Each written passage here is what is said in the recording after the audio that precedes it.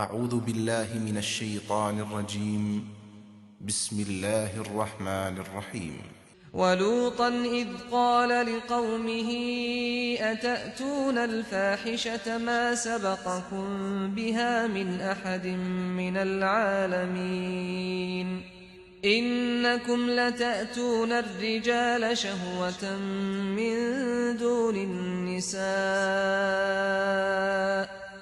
بل انتم قوم مسرفون وما كان جواب قومه إلا أن قالوا أخرجوهم من قريتكم إنهم أناس يتطهرون فأنجيناه وأهله إلا امرأته كانت من الغابرين وأمطرنا عليهم مطرا فانظر كيف كان عاقبة المجرمين۔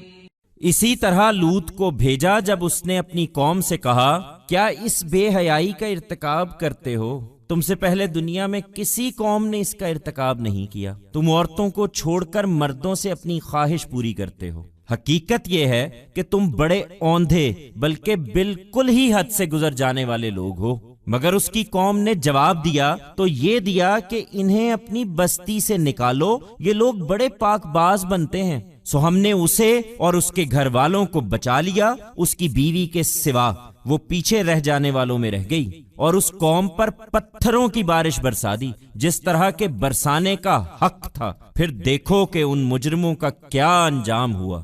Similarly, we sent Lot when he said to his nation, "Do you commit this vulgarity? No nation before you has perpetrated it. Do you fulfill your desire through men leaving aside women? In reality, you have lost your sight. In fact, you are those who have totally crossed the limits." But his nation merely replied, "Expel these people from your settlement, they pose to be very pious." So, we saved him and his family except his wife.